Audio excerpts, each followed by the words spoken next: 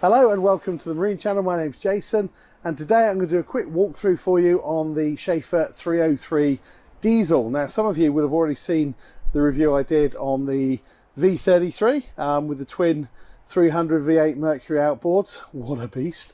And we also showed you that boat with a single diesel inboard. So this is the third Schaefer that I'm going to share with you.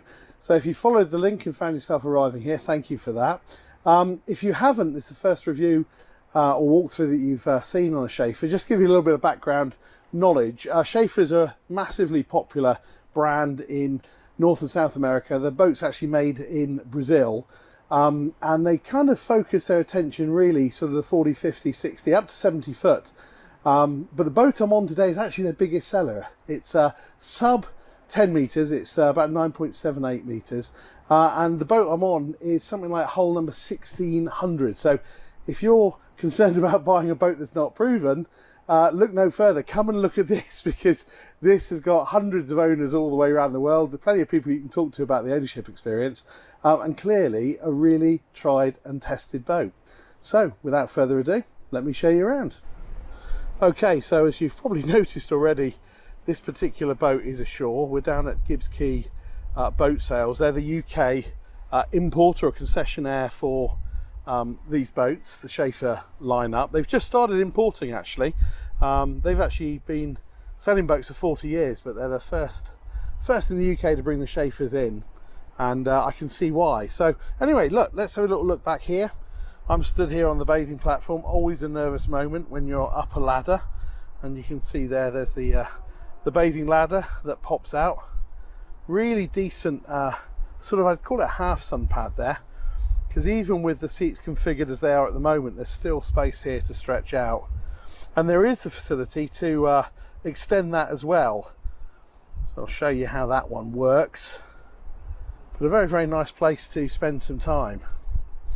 So in through this little transom gate here. One thing I just want to sort of point out with, I say American boats, it's a Brazilian boat, but a lot of these are sold in North America. When you look round the cockpit, you'll be really kind of impressed with the amount of space. You know, here we are on a 30-foot-ish boat, and we've got seating there for what, 3, 4, 5, 6, another double over here. Yeah, at least 6, probably 8 people actually. And we've got a little chaise lounge behind me, which I'll show you in a minute, and then a couple of seats there for the helm. How do they achieve this? Well, what they do is that rather than having walk around decks, which take a good sort of 12 inches or so out the side, they give access to the bow with a little set of steps here. Rather clever. So up there, open up the panel. This one's got its camper covers on as well, so you'd need to just unzip those, but ordinarily on a hot day you've probably got that screen out anyway. And then step out onto the foredeck. It's something you probably only have to do very occasionally anyway, particularly with this, because you've got an electric windlass anyway for the anchor. But what it does mean is that for the rest of the time you've got all that extra space. You've probably got close to 2 feet of extra beam, usable beam, on this boat than you would have if there was side decks. So that's nice. Nice big table here, some cup holders. You can see here now as well all the quilting, which is rather nice. And then we've got our seat there that can fold flat and liberate all that space and gives that big sun pad. Now this boat's got covers on at the moment. As I said, they can be removed pretty easily. I haven't got the rear cover on, although that was on when I arrived. And the effect is that you create this huge usable area that really is quite sort of warm and well insulated, and means you can really extend your boating throughout the season.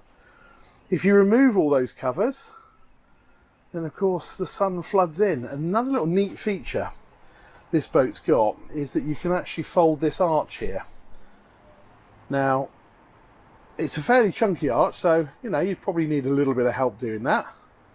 But the good news is with that arch folded, you can get under low bridges, or most low bridges, and that's really important, particularly here, because I'm down at Poole at the minute, which is on the south coast of England, and they have twin bridges that access a particularly large marina. One in fact that I used to moor my boat in, and getting under those bridges was very, very difficult. So you had to wait for them to be lifted. Sometimes that could take 30-40 minutes. So having a folding arch there is a nice touch. Anyway, round here on this side, just going to show you the kind of the cooking facilities. So think of this boat very much as an al fresco boat.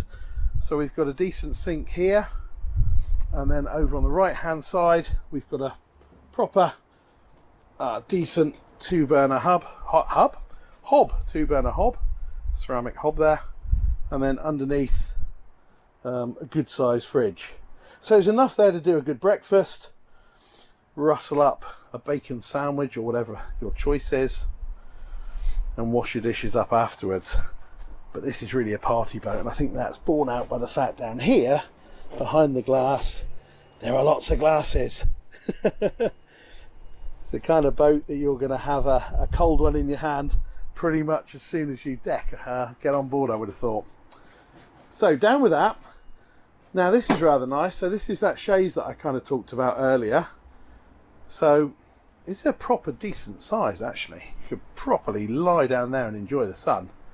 And again, if you've got the covers off, wow, what a nice place to be. But there's also a decent sort of flat part here, which means that when you're moving, when you're on the move, it's not a bad place to sit actually, and still be in contact with the helm and all that's going on there. So talking of which, let's have a little look over here.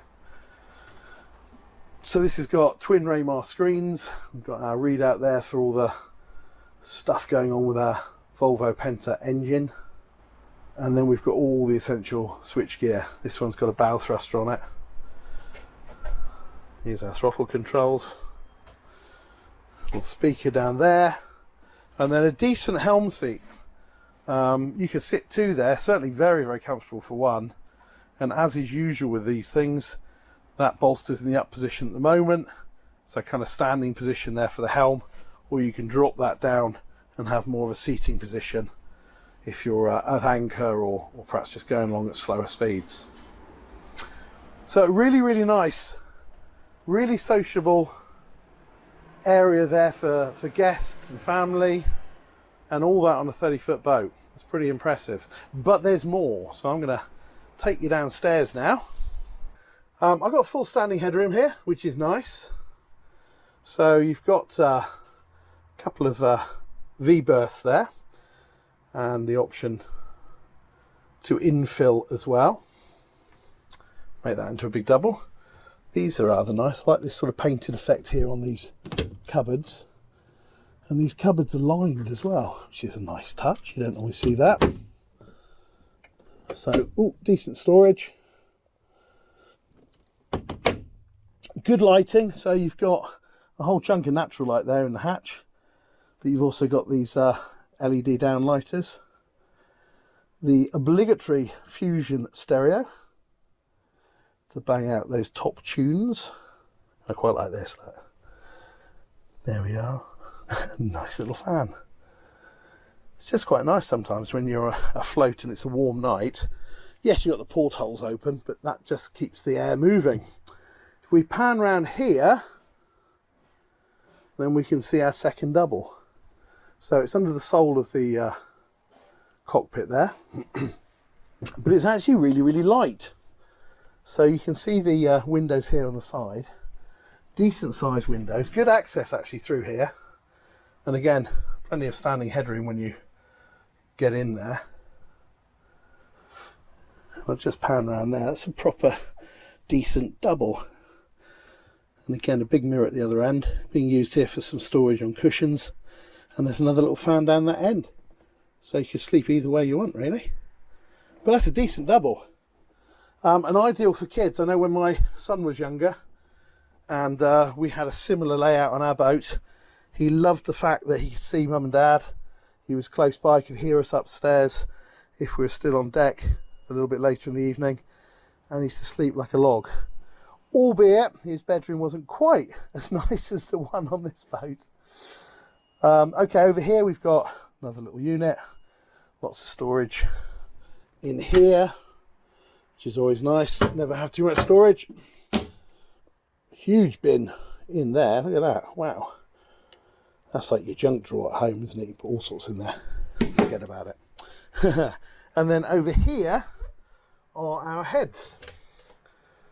So kind of everything a man or woman could need. Good size sink, nice little porthole there.